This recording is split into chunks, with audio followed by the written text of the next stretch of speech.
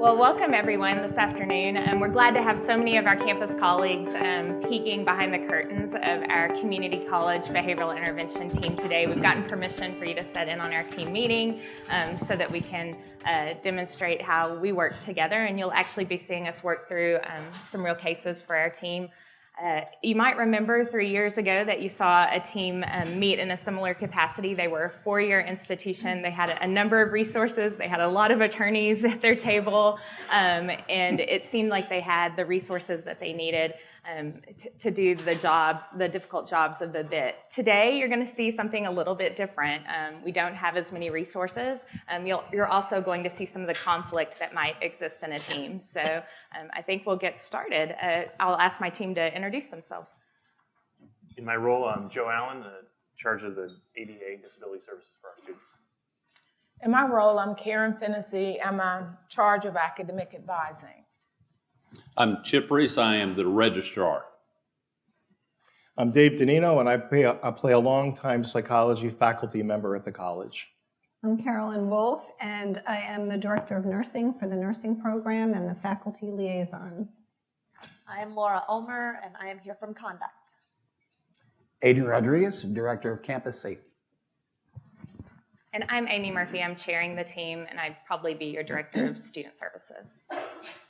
Well, hey everyone, I really appreciate you being here today. I know this is one of the first meetings we've had in a while where everyone's present, so it means so much that you're able to dedicate this time to us. It makes it tough, right, on the team, those of you who have been here to the different meetings, to get through the cases and have the information we need. Carolyn, especially you, I know you've been so busy over in the nursing school, so thank you. Yeah. Good that we got started, and can we keep this moving, please? I have a lot of meetings to get to. Well, what we're going to do, we have three fairly new cases that I'd like us to review first, and then we'll save some time at the end to go over any of our previous cases that we need to update on. So you should have had this information in Maxient and have already been able to review this, but I'll give you a brief summary. Laura, could I ask you to help take notes and make sure we get this into Maxient? I know we kind of rotate that duty, so if you don't mind helping me today. I have it. Thanks, Amy. Cool. So case number one is Amir. A couple of different reports related to Amir. He had a few instances last semester that we can talk about, but this most recent report, he's been hospitalized. So the first report last semester was from a faculty member. Amir had been wearing some headphones in the classroom and saying that they were protecting him from some voices around him. He had shared with another student in the class that the world was against him and that his religion, that he was thinking frequently of suicide, but he felt like people were really against him and his religious views. And he was saying some things in the class about people pushing him too far about his religion, that he would take those matters into his own hands. So we had that report last term. You guys might remember us talking a little bit about it. Most recently, he was hospitalized for suicidal ideation.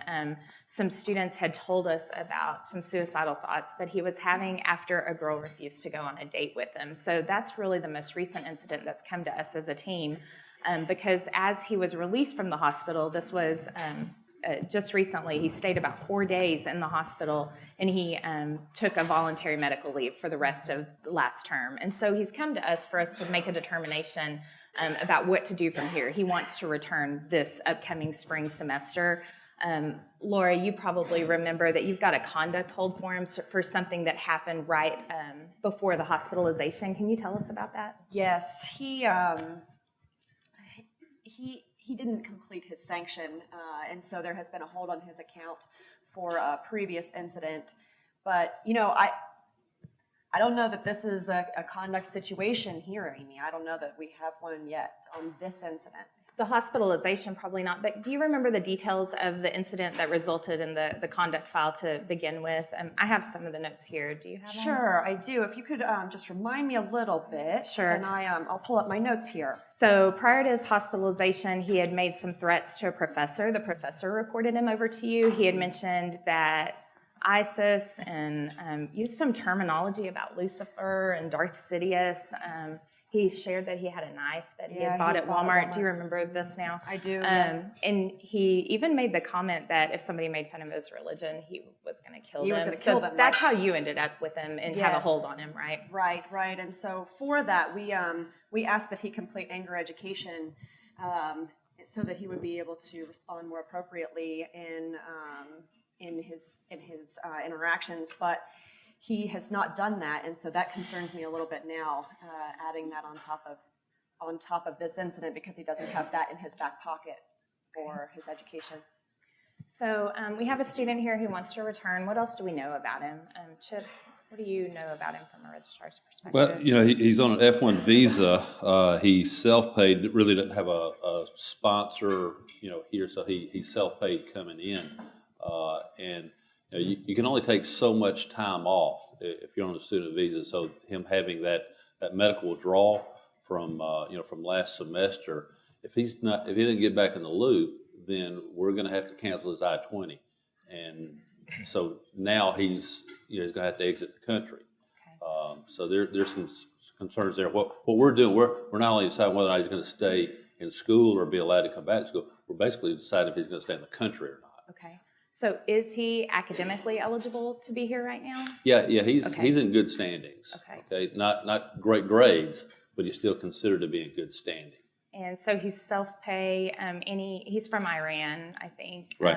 Any contact from his parents or anything? Not that we're aware of it. And he was the only English speaker in the family, so through the whole recruitment process, everything, we were working with him. Oh, okay. And so trying to work with the family and such. Looking again at some social media stuff. Doing some of those things. There hadn't been really the conduct stuff that we had, last semester. It's still kind of there. That tone, nothing to the point of that he's going to kill someone, but I don't think that tone has changed, and it concerns me that you're saying that he's not willing to meet some of the standards that y'all had for return. And social media is kind of showing that he's still kind of on that edge. Oh, thanks for looking him up on social media. So any other information that we have about him? He's not registered with our office. He's not receiving any accommodations. We'd be happy to outreach him, but nothing that we've seen okay. As far as the suicide ideation is concerned for us. We definitely think that someone from our office should be in contact to support him. Karen, has your office interacted? We have. In fact, he didn't do well academically. We got some early alerts on him from Starfish. And then we saw that he came into our office and he was incoherent, yelling and screaming. So our staff was really frightened to deal with him. And they didn't do a report. I wish I had known. But we didn't know this. And so his conduct has been a problem even in our office when we were trying to help him. Okay. So he hasn't made any connections with your staff, really? No one's really been able to engage with him and make a connection? No, because when he came, he was incoherent, and he was yelling and screaming, and they're really afraid of it. Yeah. Chip, it sounds like you've had some good interactions with them. I mean, at least around the paperwork. Well, really, most of it has just been paperwork. We really hadn't had a whole lot of face-to-face. It was just really him completing the paperwork, and did that fine. That wasn't a problem. Other information we have on this student? Amy, I've been sitting here quietly, but I'm really concerned about this guy.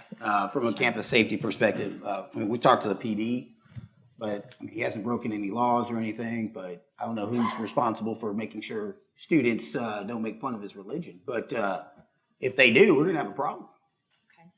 Well, I think we're all concerned. I mean, regardless of whether he's broken a law or not. So we want to figure out how to best move forward.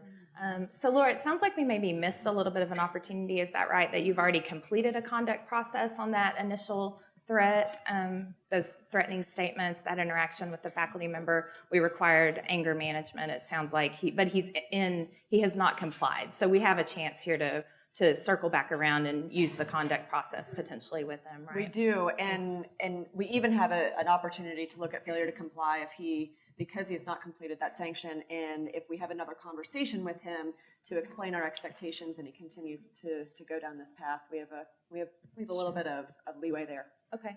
Other information that we have, what do you see in this? Well, I've been sitting quietly, but I mean, don't you see this? I mean, it's pretty clear the person's schizophrenic and crazy. So why are we spending so much time on this? I don't want to label him yet. We don't have that information. No.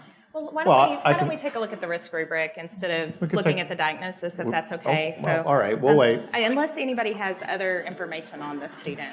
Well, Well, I can tell you, from what I hear from my faculty, big concerns about him. I mean, he's been threatening teachers, professors, and we're a nursing program. I mean, he's going to be interacting with people who are very vulnerable.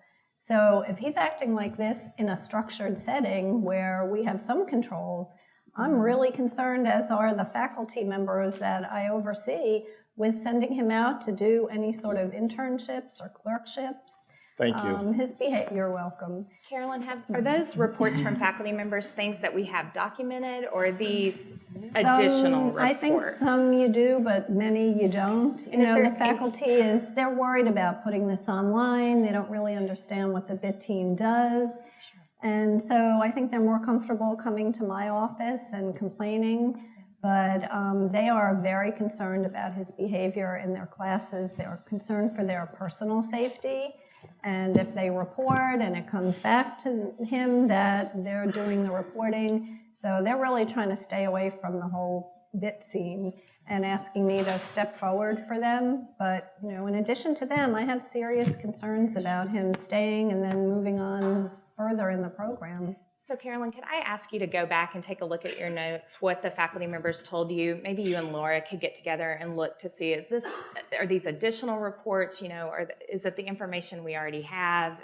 Is there something else here that we need to look at from a conduct perspective? I think we just need to be clear about what reports we've got. I'm really busy. I don't have a lot of time for this. I'll see how quickly I can get that together. I'm happy to be a team member here, but, I have a lot of things to do in the course of my day, but I'll see what I can do. Yeah, we're all busy, and as much as I hate to agree with Dave, we got to do something. Okay, well, what do we let's do? get there, but Carolyn, as concerned as you are, if you could get with Laura, it'll help give us more as an institution. Sure. All right, let's Amy, do it. if I could ask Adrian real quick, I don't want to be that school, okay?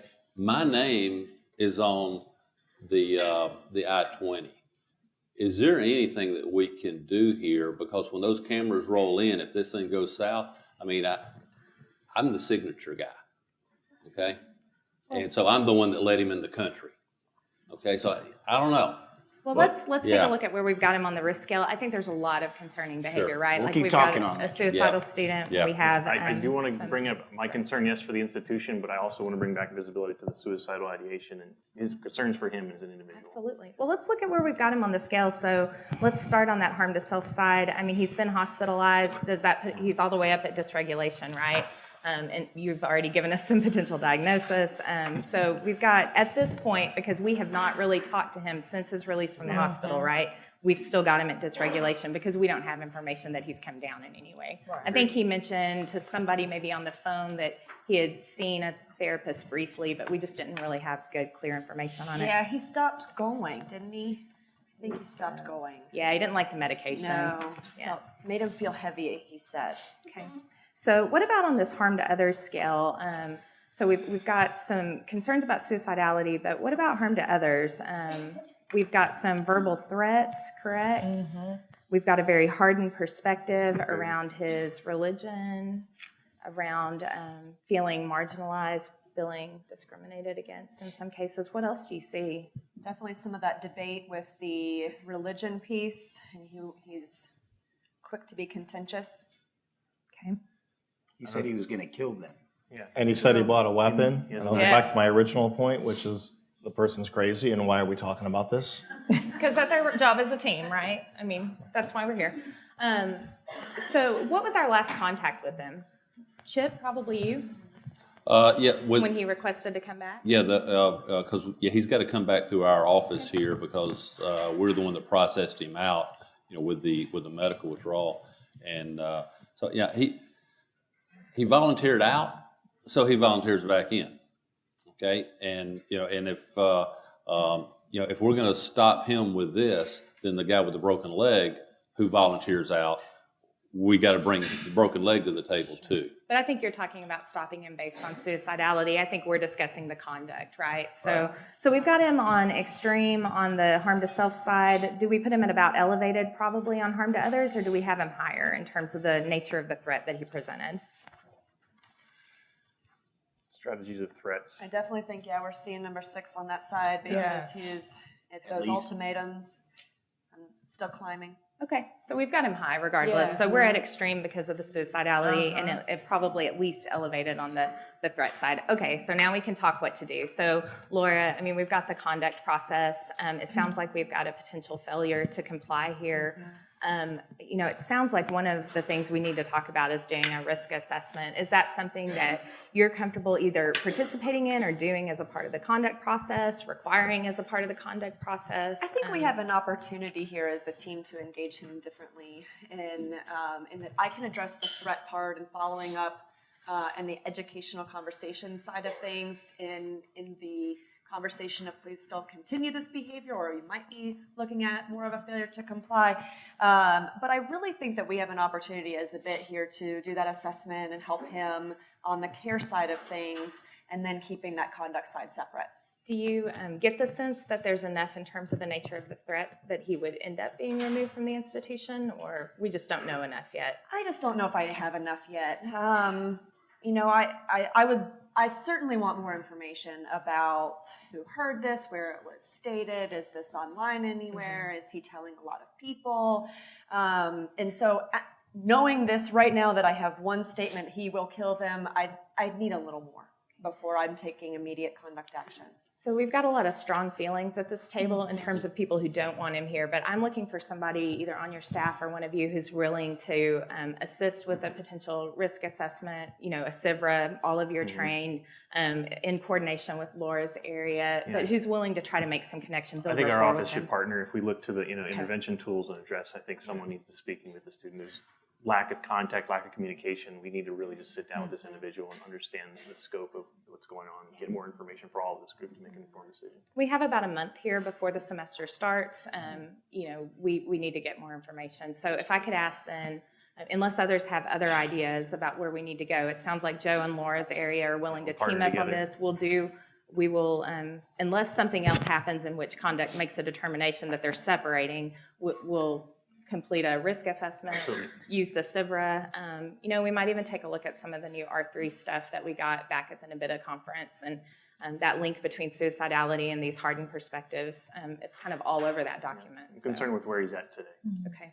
Other ideas? Well, and I'm glad you bring up the R3, because with us really having the inability to communicate with family, talking with him, we might be able to identify some of those protective factors of the things that are happening good in his life, and it could be family or something. So, yeah, more information would be great. You know, his family's overseas. I do want to see who his support systems are in the university. Maybe he has friends or roommates and colleagues. You know, and he also very well might need some clarification about the expectations of the community, right? And so while I can do that, I can do that as a warning on the conduct side. Coming from Joe, I think that that's going to give us another opportunity to come at it with the lens of this, still explaining the expectations, but there's just a different. The last thing I wanted to see is the form letter and the language of a conduct office outreaching this individual. Well, given that I'm from the nursing department and we are a healing profession, I think we can lend some support to this. I'll work with our faculty on reiterating that aspect, and from a clinical perspective, if there's something we can do to be helpful, That'd be great. Thank you. I'll be happy to consult on this.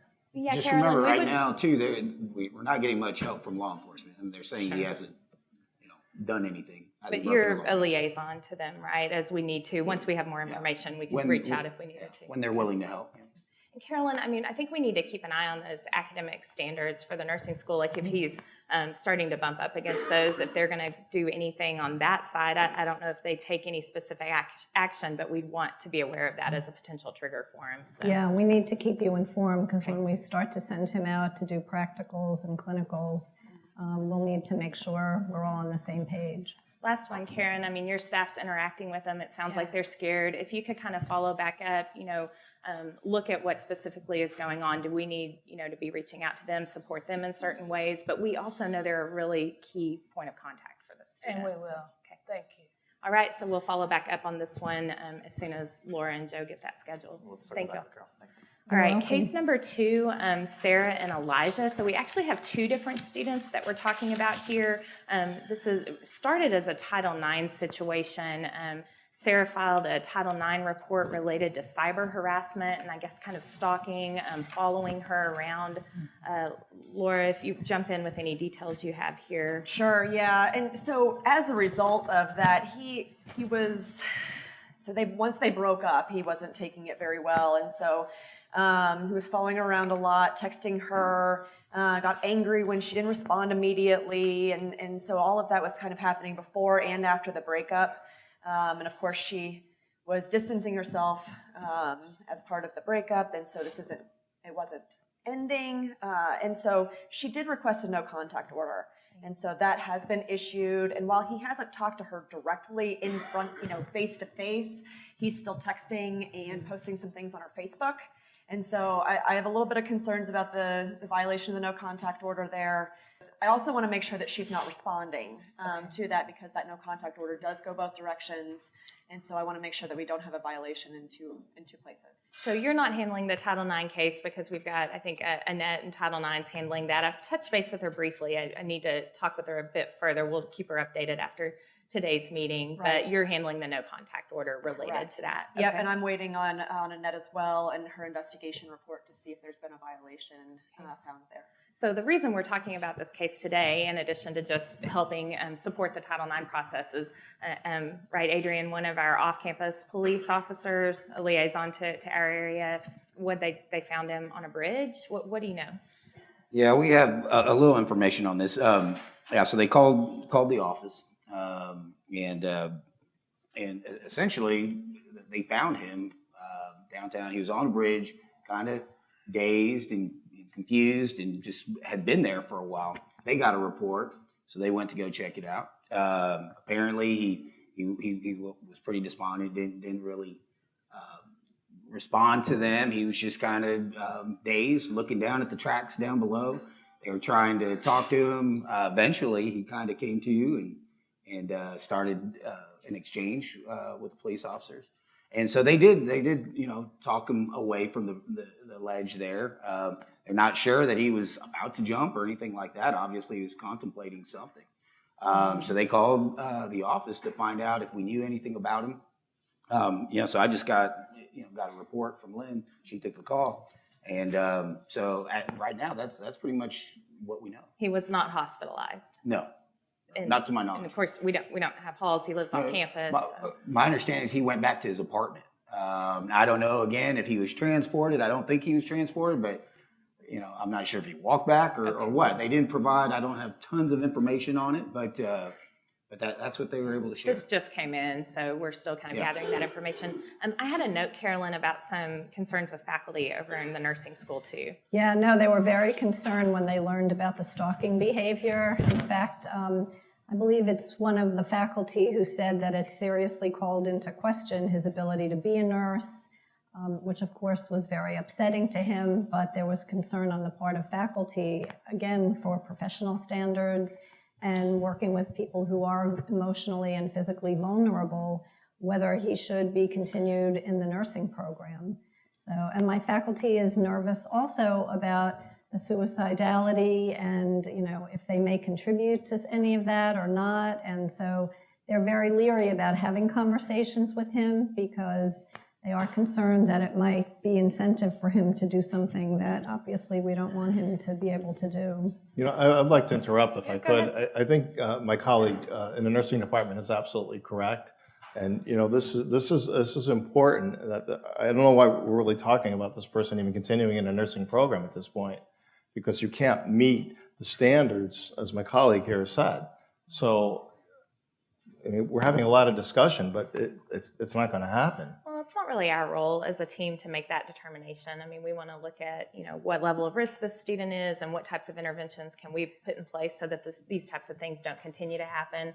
But I do think what we could do, Dave, is make sure that we get the Title IX coordinator over with your faculty, let her kind of express what's going on in terms of their process. I don't have a number of details about what you guys have the same amount of information I do in terms of the amount of stalking or what the behaviors are. So I think we need to get the Title IX coordinator. But you would agree that's all bizarre, and they shouldn't be doing that and be in school and be in a nursing program. It is bizarre, but I don't know that it would limit them from being a nurse. So what else do we know about this student?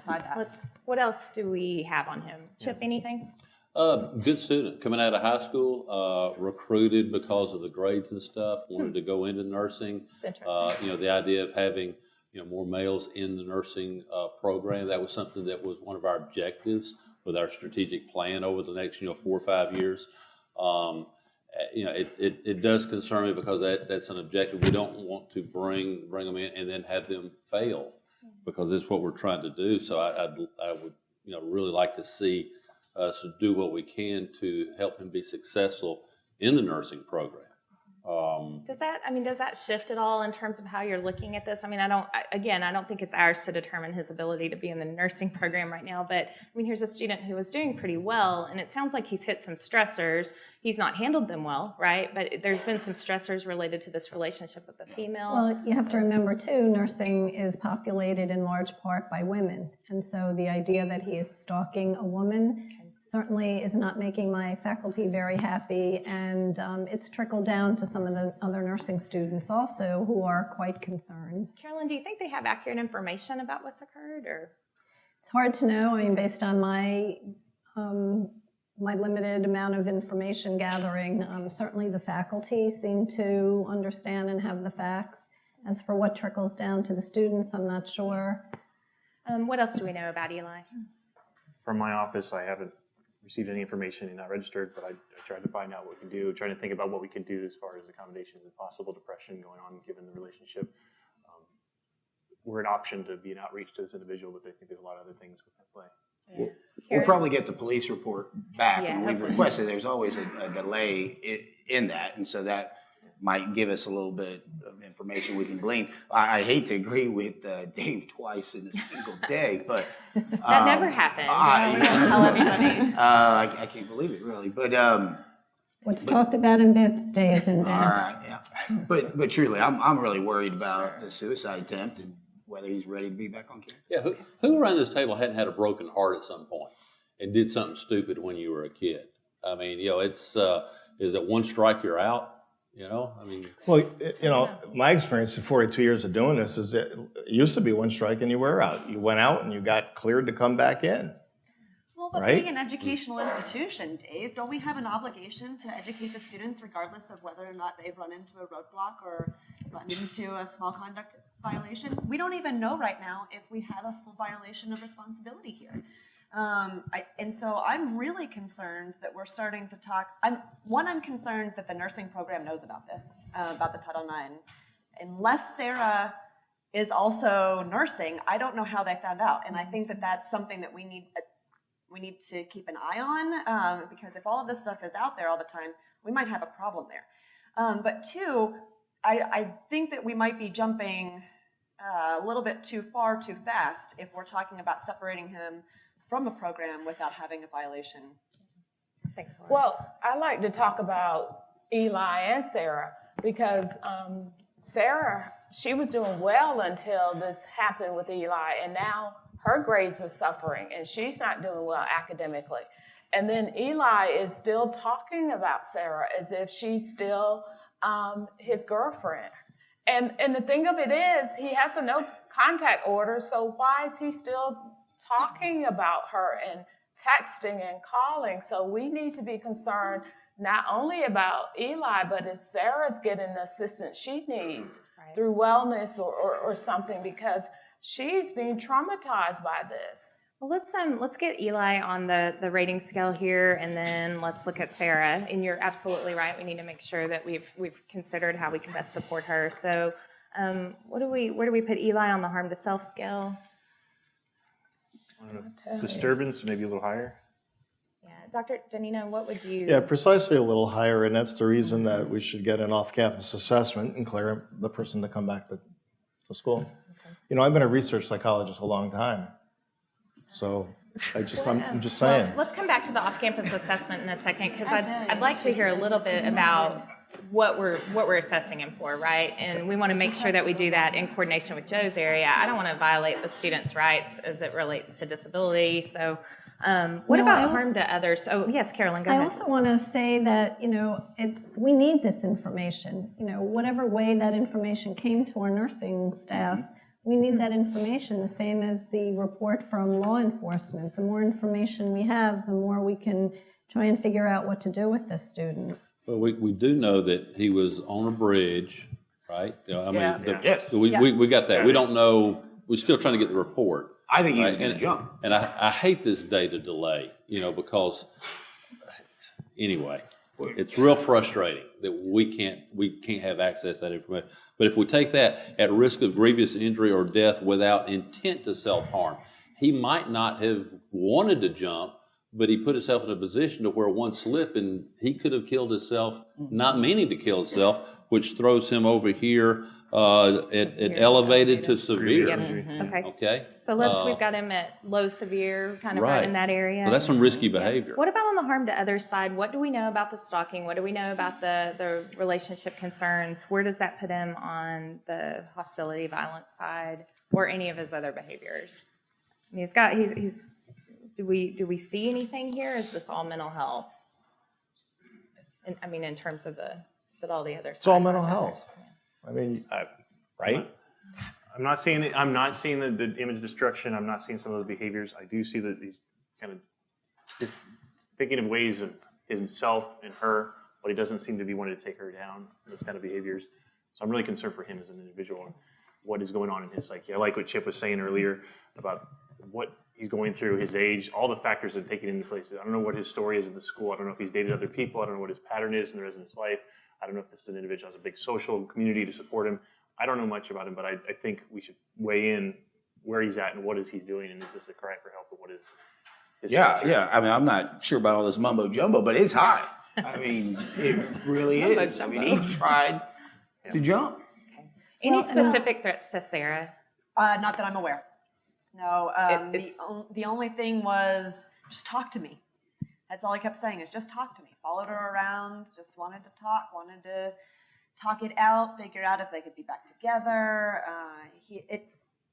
There was never, that I'm aware, if we're not together, then I will blank, blank, and blank. I don't have any of that information at this point. Yeah, but guys, we all watch Law and Order. Yeah. Like, we know that stalking is a very dangerous behavior. And I don't think we want to wait around till something does happen. It's my understanding also through reading about this and having other similar cases, stalking can lead to violence.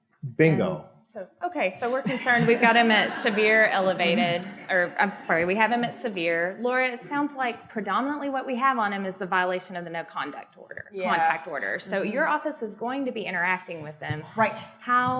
What do you see happening through that process? And do we need somebody else reaching out to him as well?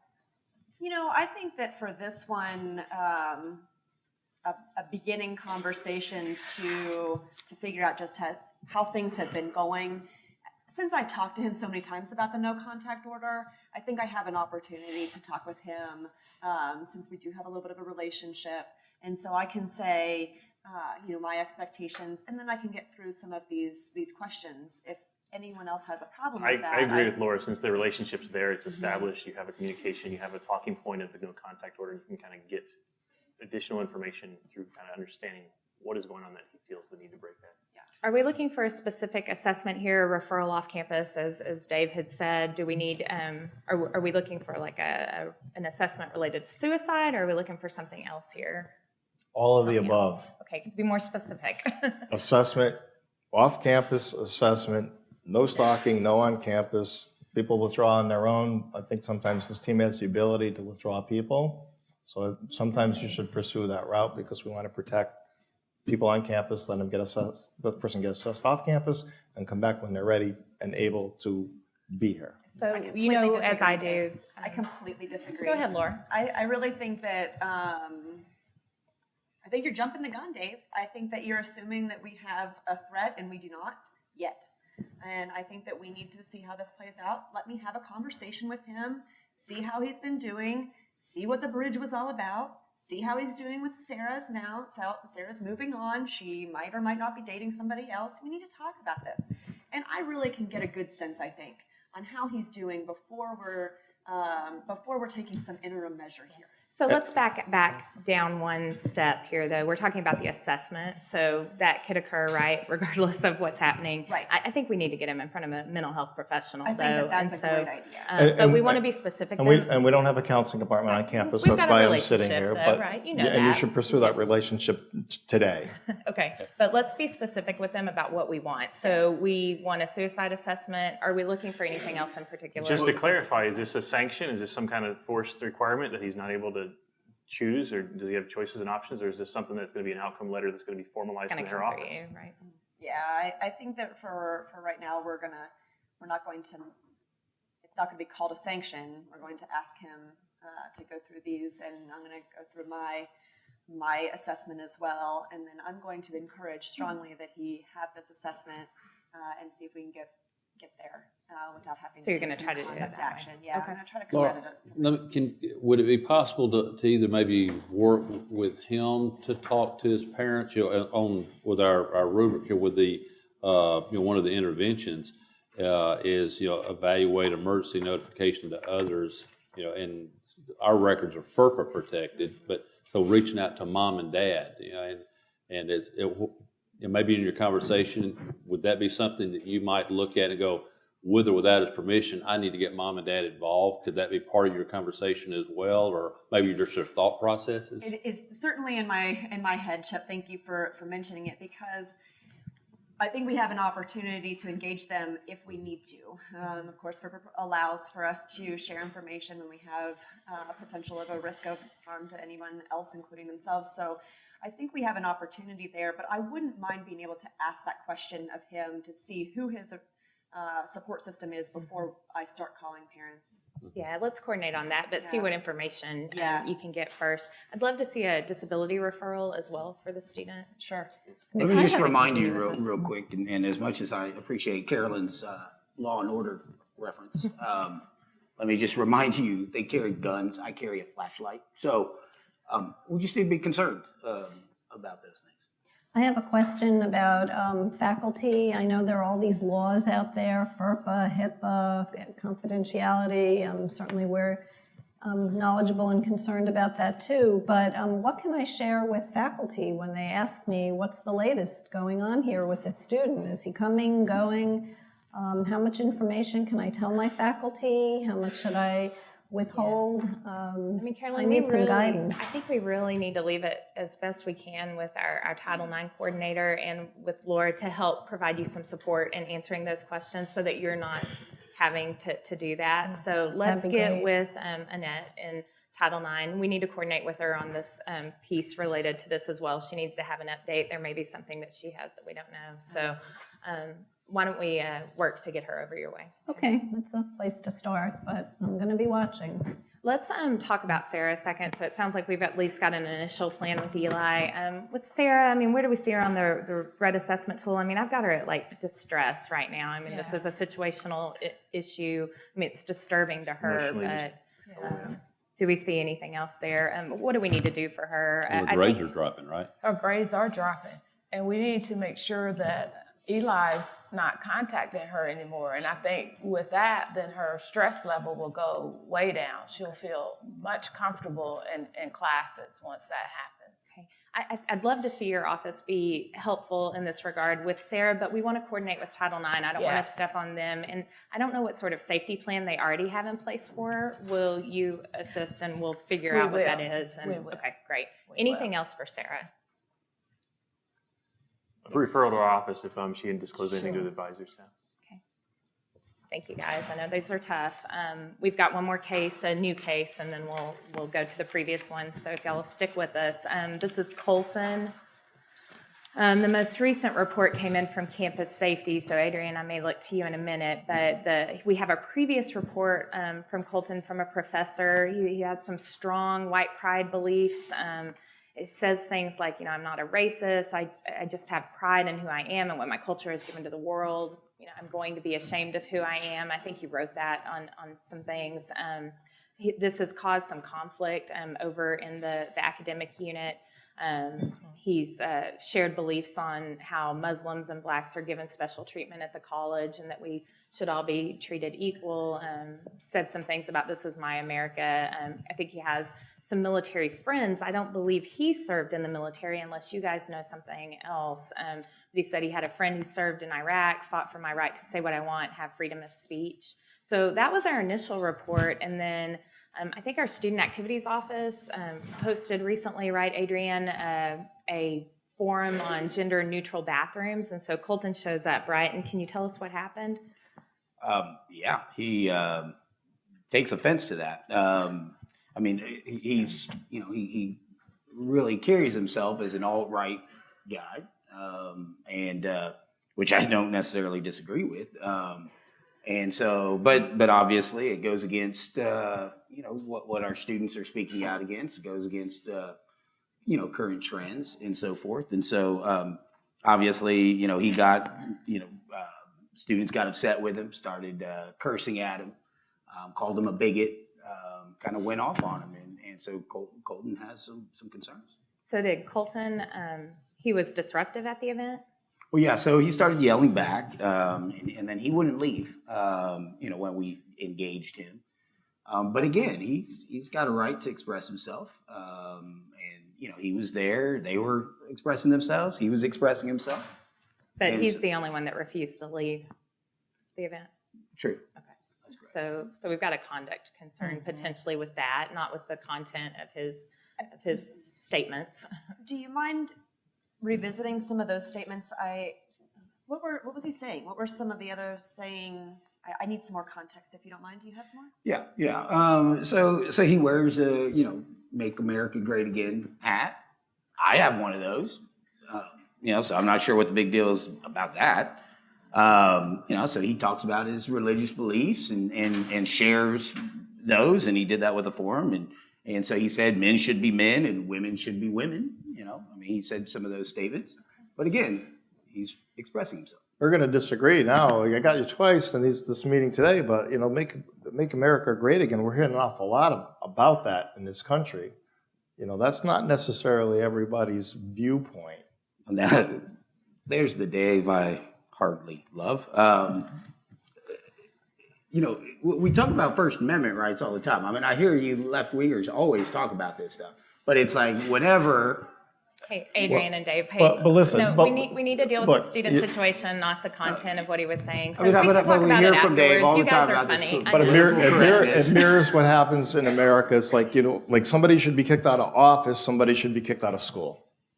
So guys, we'll come back to the content of, look, That's why we need to make America great again, because of Dave and that stuff right there. And getting back to what's in front Yeah, of us, exactly. if we could, because really I'm very busy. I have to get back to all of the other responsibilities I have. But as the faculty liaison, Colton does argue with professors, and it's not just about the content of their classes. He argues about his beliefs about Muslims and blacks and their treatment, and it's very concerning to my faculty because they are concerned about his beliefs and the spillover onto other students, as well as, you know, we have a very diverse faculty who come from a variety of backgrounds and ethnic groups, and so they're getting more and more concerned about what he's saying about other groups. so Laura, help me out with this. I mean, one of the things we need to really try hard to do as a group here today is focus on the specific behaviors we have seen from this student and not focus on the content, whether we agree with what he's saying, with his perspectives. I mean, we need to look at those for any threats, for how hardened they are in terms of a point of view. I want to share something that even though Colton's names, he's not registered with our office at all, everybody on my team knows Colton because students we're working with, you know, his behavior on campus is starting to affect those that are working in our office to navigate the academic environment. And it's just a name that is becoming common and it's escalating as far as the referrals we're getting about this student. So there's nothing, we're not working with Colton in the past, but students we are working with are noticing some escalation in their So what we need from Joe and Carolyn, because it sounds like you're getting some reports, we need to understand how this is getting disruptive, right? Yeah. I mean, we need to understand is it just the content of what he's saying, or is he doing some things? I think the environment, the reports are coming from the students that it's just the environment he's creating they're not feeling comfortable in the classroom. They're not feeling everywhere they see him, like in the cafeteria, that he's continuing on the presence and how he's carrying himself.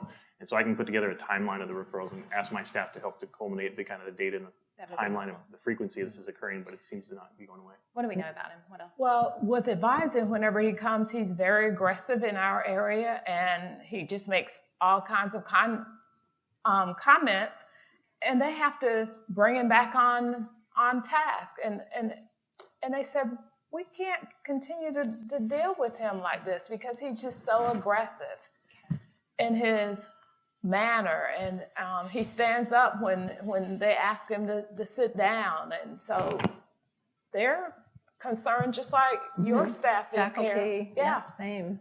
Yeah, but what do I we just know want to about make sure, this isn't a witch hunt just because he disagrees with Dave's again, liberal let's- agenda. Let's see what else we know about him. Let's not worry about that piece right now. with Joe, because it seems like the behavior is escalating, Uh-huh. and the thing that's concerning about it to me, and I don't think that that with just this tool, the NABITA tool is a great tool, but when we went to the conference and they showed the R3, and folks, we have the enhanced NABITA membership. Mm-hmm. That means we can pick up the phone and we can call Brian Van Brunt, all right?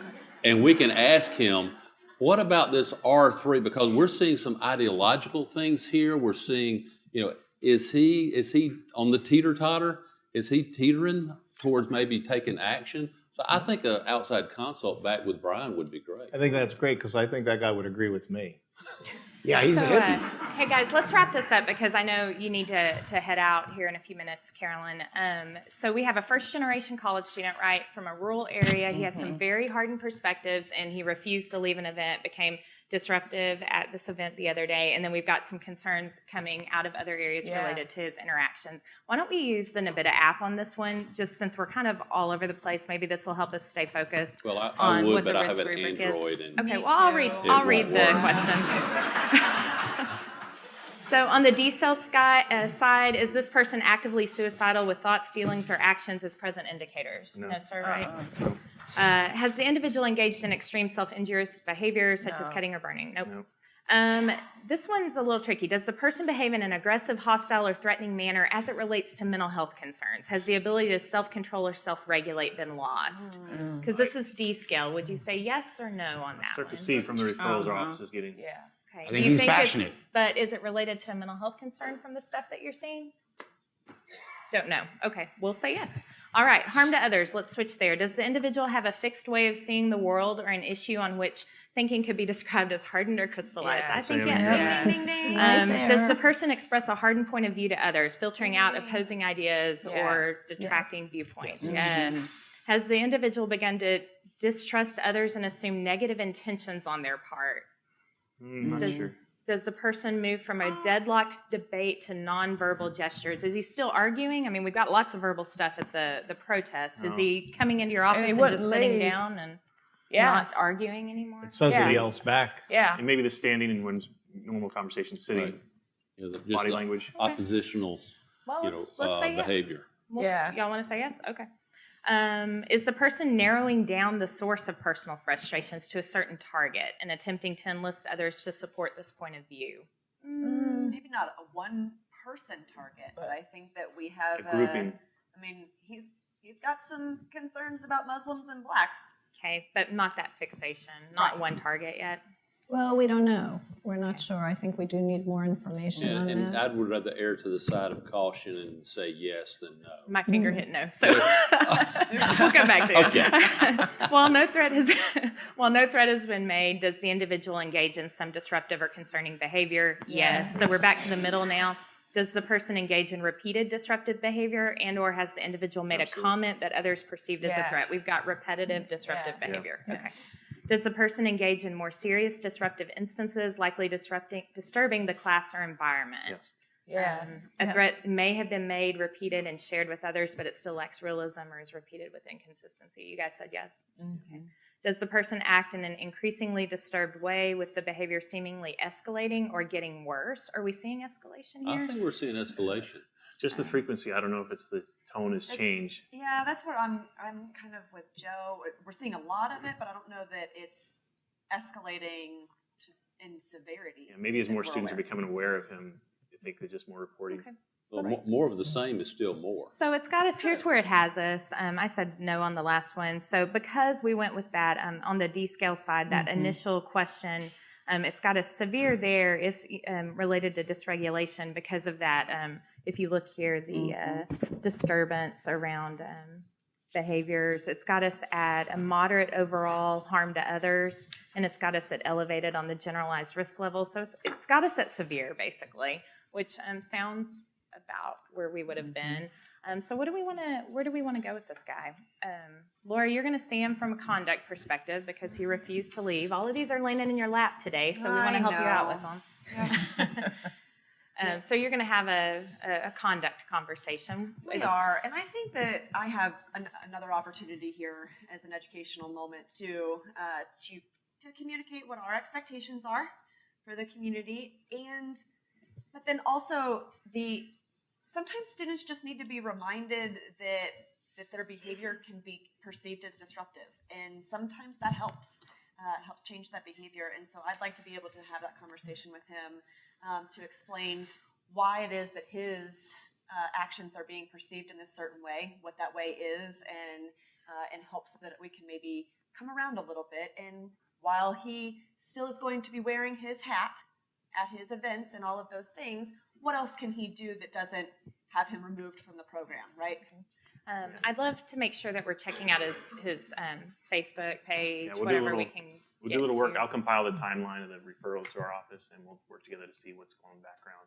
Perfect. Social media, what he's leaking and putting out there. So at this point, not a formal mandated assessment. We're going to have conversation, but we're going to use some of those tools to help inform the information we're gathering. Yeah. Okay. Look, well, on the social media, see if there's some groups that he's starting to affiliate with as well. It doesn't mean you can't be a member of a group, but it's also interesting to see who you're hanging out with. Yeah, I'm curious if he showed up to the event with a group or Right. if he's part of a student organization. Right. Yeah, really good point. Anything else? I have the same question as the other case. How much can I share with the faculty members and tell them what we're doing or not doing, or I need some guidance on that? So on this one, you've got faculty coming to you just based on the behaviors they're experiencing in the classroom. So, it really sounds like we need to get back over your way and talk about this team and what we can do, help them, feel more comfortable about giving reports. So can you and I work on that? Sure, that would be great. When you get back into town. And we can partner and do Sure. some behavior management for the class and faculty, just to help faculty with feeling confident and knowing the resources of us that are in the background. Okay. And the student newspaper came to see me, and I'm just going to be honest with you, I told them to come see you Oh, okay. because of what went on at the deal. So get ready for the student newspaper. But I just caution y'all about the perception here. Just because he has strong views, we need to be careful not to be, coming down against him, or that it's viewed that way. think Those he's views are impacting- dangerous. I'm glad we reduced it to an app for that, but the app should have at the end should be removed from school. So I think we're done with the cases for now. I know you've got other places to be. Dave, maybe you and I could chat a little bit. I know you've got some really strong feelings about this. So let's sit down and Can talk. I join in Sure. that conversation? Yeah, sure, absolutely. All right, thank you guys. We Thank appreciate you. it. Yep. Thank you. Great job.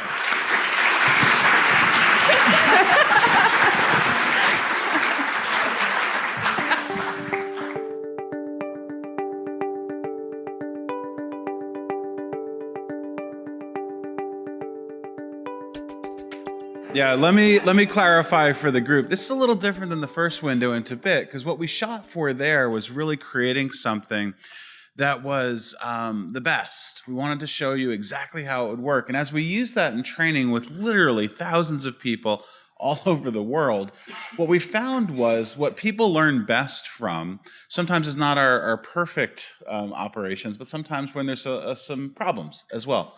So I asked Dave early on, just to let him off the hook a bit, to really play kind of a son of a bitch throughout this. And Dave, there was a glint in his eyes, so don't be fooled. He was very excited about this role. He embraced it in a way that I was not It did.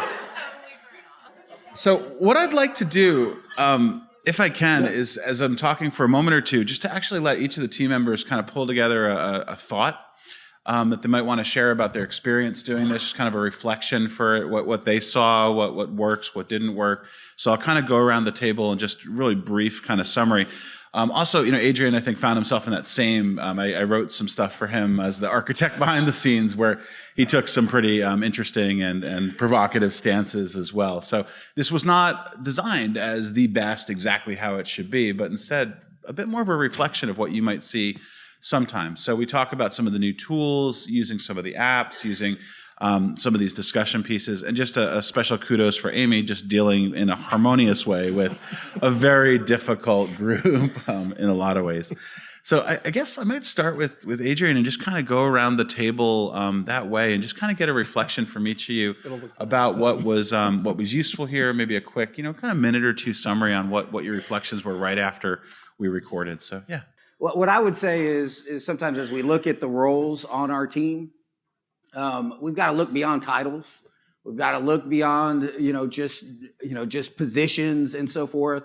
But we have to have people with the right skill set to lead a group, to be able to allow people to express themselves, but then reel them in at times. And you saw that. I think that was an excellent depiction of how that should happen, can happen, because folks are going to feel strongly about things. They want to express themselves, but at the same time, we have a task to do, and it's a very important task. And so it's nice to have a leader on the group that can kind of reel us in. But I thought everyone did a great job in depicting their roles and doing that. And I think it's just really important that we respect each other in those roles. And they are the expert on that student in that situation. And so we have to be able to do that. And I thought Amy did a great job of allowing everybody to express themselves as necessary. Don't forget your conduct people don't have to be your hammer. And so, they can have really good conversations. They can get a lot of really good information without having to use conduct action against the student. You can get a lot of information. You can have a lot of great conversations. You can make a lot of change without it having to come out of a sanction. Thank you. The faculty program yesterday was very helpful. And I'm an adjunct at a law school, so I can appreciate the faculty part of things, as well as a consulting attorney. And so I think it was very helpful to realize that there are faculty issues in this. We tend not to look at those as much as focusing on the students and other areas of campus, but the faculty are the eyes and ears very often of the institution, and to be concerned and to respect their opinion as to what they're seeing on a daily basis. I think the other thing too is the issue with these teams is trust, working together enough so that we trust and respect one another so that we can have those interactions and not come to blows, and to have a team leader who can back people off the ledge when it goes a little bit too far.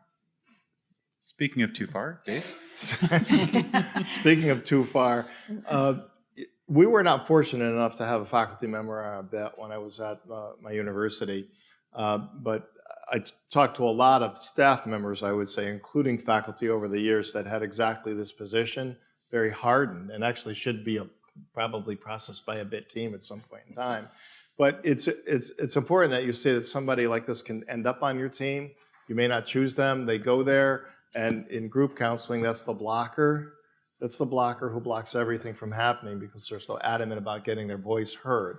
So how do you deal with that? And you did a masterful job. I will buy drinks tonight. I hit you. I wouldn't recommend that. but you have people like that. Yeah. In fact, nobody's going to go out with me tonight, right? I'm going to eat dinner alone.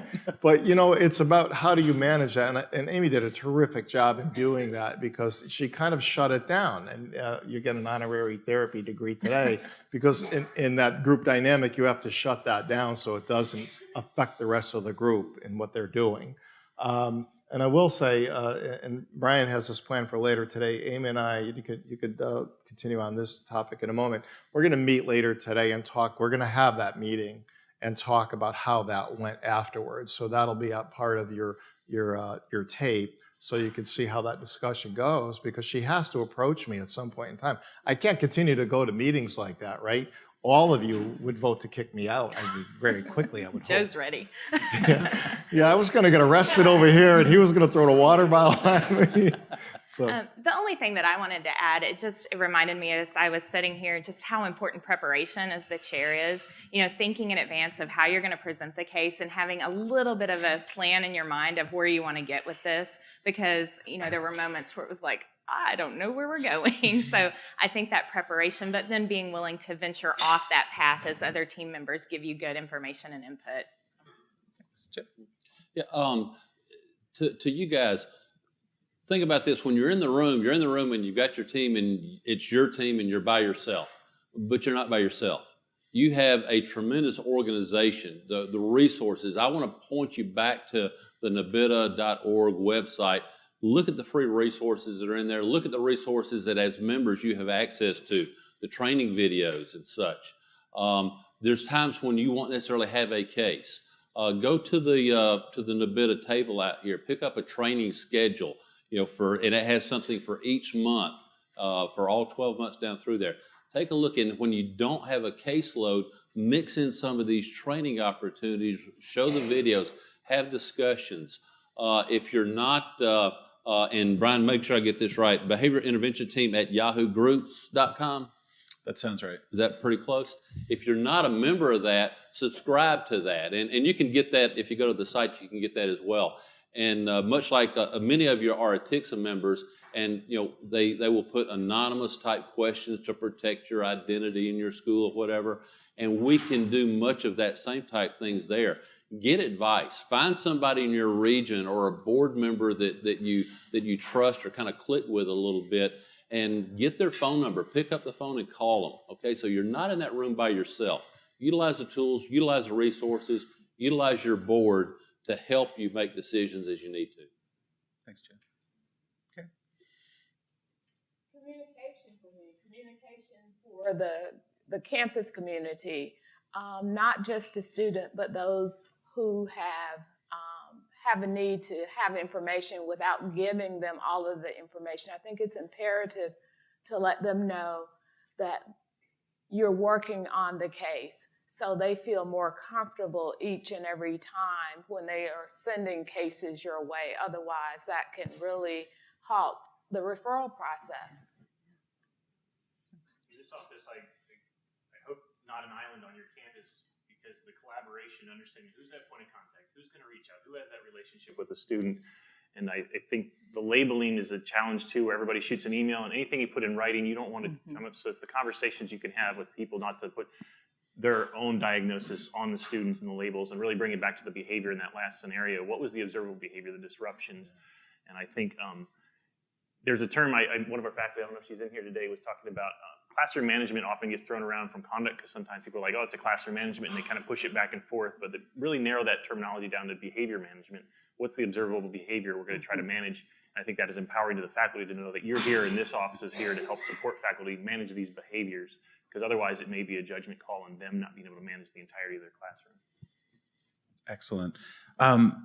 What you'll see from here is what we'll do is take this information. We're actually going to put together some documentation based on this, so you can actually see how each of these 3 cases would be written up and put into Maxient, Simplicity, Advocate, your Excel sheet, however you're recording information. So we'll use this as a demonstration for, based on what you just heard, what would the case note look like for this? What would the plan look like moving forward? We'll also have the video available for Amy and Dave in terms of like the follow-up meeting for this, and kind of show you a little bit about how a chair might handle, some of these movements forward.